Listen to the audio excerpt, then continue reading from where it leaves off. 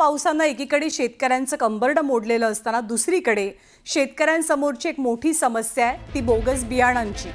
आणि याच बोगस बियाणांना चाप लावण्यासाठी राज्याच्या मुख्यमंत्र्यांनी एक मोठा निर्णय घेतलाय।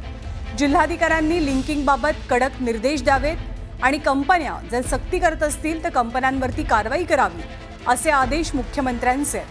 ज्या कंपन्यांकडनं खतांचा माल येतो तेच लिंकिंग करायला लावत असतील तर अशा मोठ्या कंपन्यांवरती सुद्धा कारवाई करूया, लायसन्स रद्द करावा असा निर्णय मुख्यमंत्र्यांनी घेतलाय।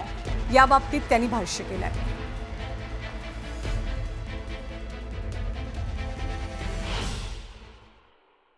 यावर्षी हे उशिरा सुरू झाल्यामुळे जवळपास 70,000 क्विंटल बियाणं ट्रुथफुलचं हे आता आपल्या पोर्टलवर उपलब्ध आहे। म्हणजे ते पूर्णपणे ट्रेसेबल आहे। त्यामुळे त्याच्यामध्ये बोगसगिरी केली तर कोणामुळे झाली आहे हे आपल्याला लक्षात येऊ शकते।